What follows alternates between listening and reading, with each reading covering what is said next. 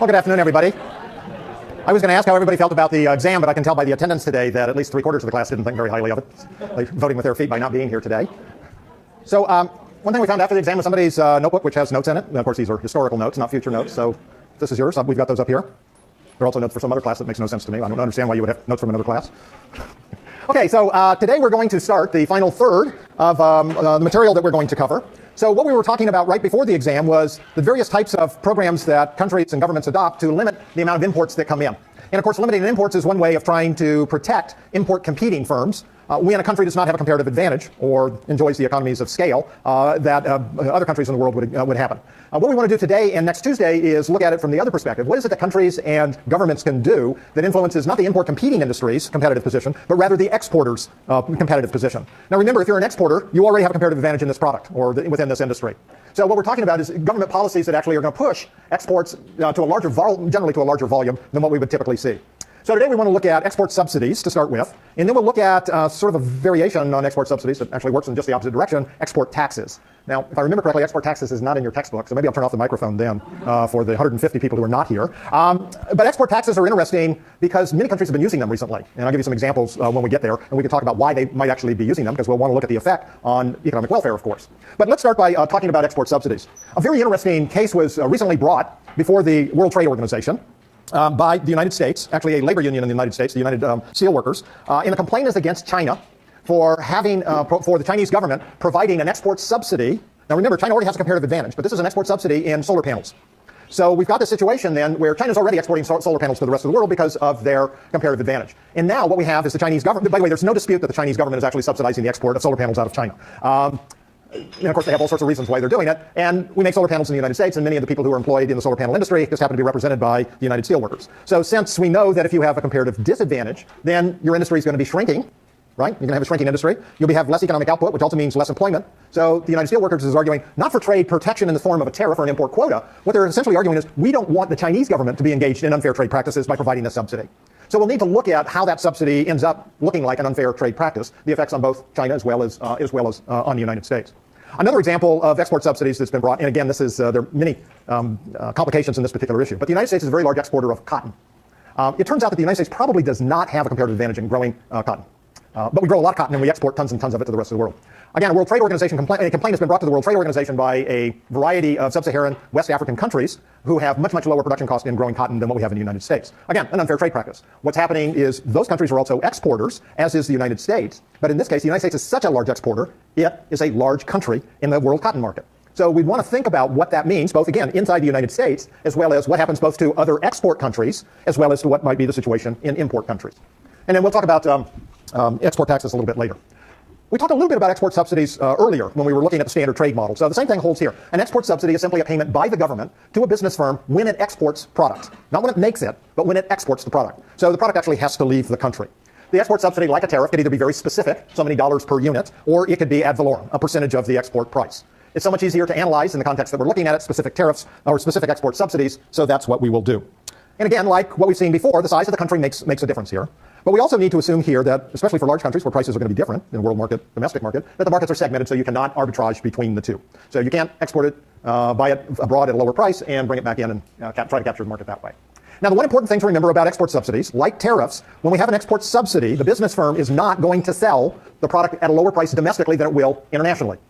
Right? If a firm can get $100 for selling something abroad and only $90 for selling it in the United States, it's going to sell it all abroad. So that, of course, is going to push the domestic price up. We saw the same thing with a tariff. When you put on a tariff, it drives up the price of imported goods directly, but it also pulls up the price of domestically produced goods as well. So keep in mind that both domestic and foreign goods or the price of foreign goods will be impacted by this subsidy. Okay, so let's start with the case where we have a small country and have some very specific export subsidy. Let's just call the dollar amount XS for export subsidy. See how clever I was with that mnemonic? So with a small country, we know what the price effects, we should know what the price effects are. We should be able to figure it out pretty quickly. The export subsidy is going to push up the price of the good in the domestic country. It will have, because this is a small country, it will have no effect on the world price. So the difference here between the world price and the PXS is, in fact, the size of the specific subsidy itself. So what's happened then is the world price doesn't change, but the domestic price increases. If consumers can only figure this out, right? So as consumers, we're not going to have to pay a higher price because the business firm is going to get this subsidy payment for selling to foreigners. Okay, we're going to get together on this, have a little collective action. I'm sure we can make sure this doesn't happen. Okay, so let's also see the other things that happen. That higher price means, of course, that domestic quantity demanded for the product will fall, but because firms are getting a higher price, the domestic quantity supplied will increase. And that, of course, means that our exports have also increased. So higher domestic price, a decrease in the domestic quantity demanded, an increase in the domestic quantity supplied, all that kind of stuff is very standard, and an increase on the export volume side. And in this case, of course, the world price does not change. So now let's think, though, about what the welfare effects are. So let's label a few of these areas, A, B, C, D. So we want to think about the changes then in consumer surplus. Again, very standard. We're paying a higher price, so consumers are worse off by the area under A and B.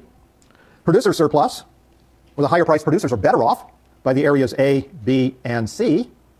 But now we have to remember there's government revenue issues here. And the government has to pay out the subsidy on all of the exports, right? The total volume of export 1. So if that's the case, then the government pays away B, C, and D. So our net effect here would be minus B minus D, production and consumption distortions. So we have the same efficiency or deadweight losses here that we basically had with a tariff, right? That would raise the price by the same amount.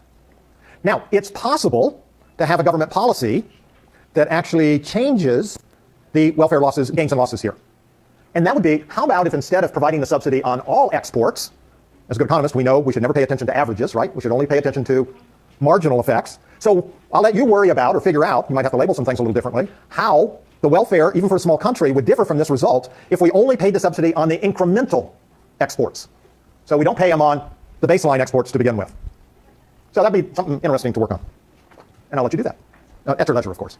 So what we saw then is, in this case, we get an unambiguous decline in domestic economic welfare, production and consumption losses. We also have, that's traditional redistribution of income. Government policies always have an income redistribution effect. So in this case, it's from consumers and to producers. There's no effect on the world price, nor is there an effect on foreign economic activity, because we're looking at a small country. Now let's think about the large country case. The large country case.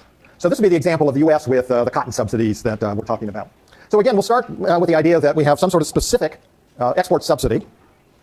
And now we need to think about what that effect is on the domestic economy, that is, the exporters, and also to figure out what that means for the importers. Well, we already know that an export subsidy is going to raise the price in the export country. So that export price rises, and we can see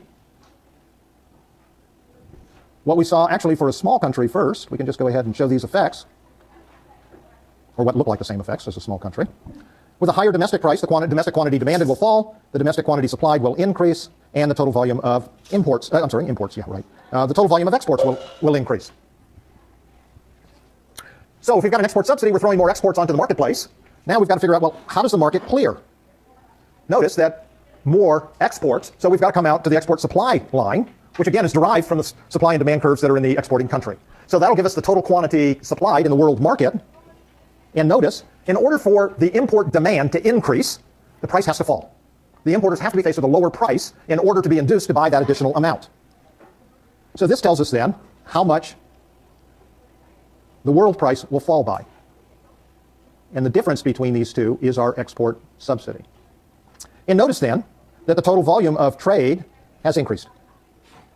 If one country is going to be exporting more, they have to export it to somebody, and that means their other side's imports have to increase. And we can see then that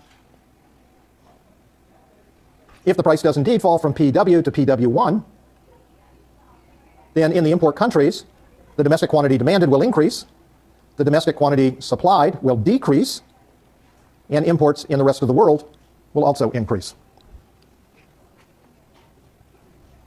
Okay. So again, because this is a large country, by putting more exports into the world market, those exports have to be absorbed by the importers, and the only way to get the importers to demand a higher import volume is through a lower price. So that's what we are ending up with here. So if we look at this just from the large country, the exporter's point of view, just to highlight everything that's going on here.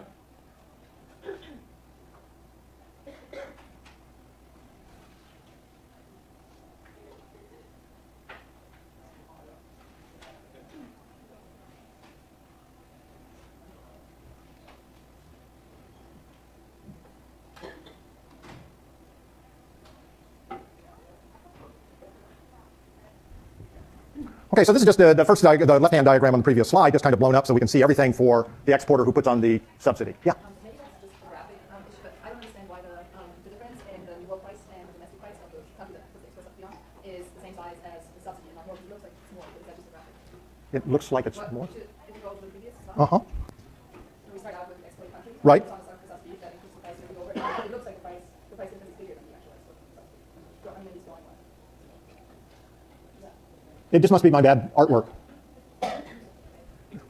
Yeah, so yeah, the price differential will have to be the size of the export subsidy. Now, what we don't know particularly is how that subsidy gets divided between higher domestic prices and a lower world price. We need more information about the elasticities of demand and supply, both for the exporters as well as for the importers. But what we do know is that the export subsidy is going to raise the domestic price, put more exports on the world market. That will force down the world price, and it has to force it down sufficiently to increase the world demand for the exported product. And so those price differentials will turn out to be exactly the size of a specific, well, it doesn't have to be specific. It'll be exactly the size of the export subsidy itself. Okay, okay, so let's, does that answer your question, or are you still kind of fuzzy on it? Okay. Okay, so now let's think about the welfare effects that are going on here. So we need, again, to highlight some areas.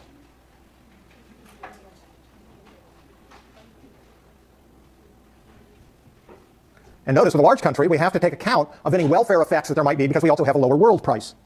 So if we thought about the deltas in consumer surplus, well, consumers are off by areas A and B, paying a higher price for what they used to consume up to what they are now consuming. Producers, of course, are very happy with this.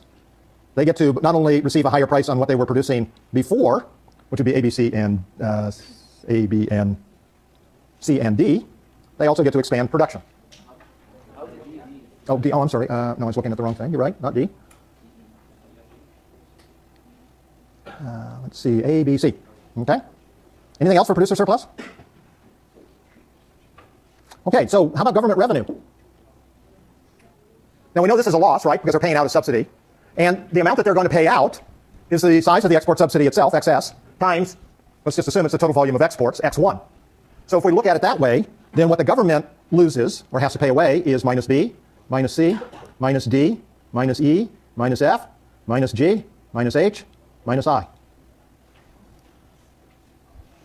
So again, if we look at the net effect here, wow, let's see, what we got, minus B, minus D. We always seem to get those production consumption distortions. They just seem to come back like a bad penny. All right, let's see, what else do we get? And then we get minus E, minus F, minus G, minus H, and minus I. Whoa, that looks really bad. There are a lot of minus signs in that net. So this last term, E, F, G, H, I, what do we call this? This is our terms of trade loss. So remember, in our terms of trade, what we're measuring is the price in the world market at which goods are being exchanged, which of course is the world price, not our internal price. So in this case, the world price has gone down. We're an exporter. So if our terms of trade are the price of our exports divided by the price of our imports, we're worse off from that. And that's how we would measure this. Now notice, think about the cotton example that I gave you earlier. Think about those West African countries that are also cotton exporters. They don't have an export subsidy. Their governments don't have enough money to give them a subsidy. So they have to sell their product at the world market. What's happened to economic welfare in the other exporting countries? They've also lost the terms of trade, right? So if you're one of those countries in West Africa that is a cotton exporter, you were exporting a PW, now you're exporting at PW1. So you're clearly, remember, you're a net exporter. Your domestic consumers are better off. Consumer surplus goes up, but your domestic producers are much worse off. And there's no government revenue here at all. Now, what do you think happens to the importing country? What happens to economic welfare there?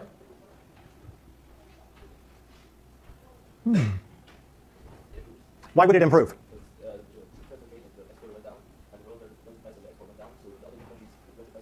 Okay, so when we think about the other country, what we know is our exporter has a terms of trade loss, which means that the importer has a terms of trade gain. The price of their import goods went down. So again, terms of trade, price of exports divided by price of imports. So their terms of trade improved. They do have consumer surplus and producer surplus. But remember, for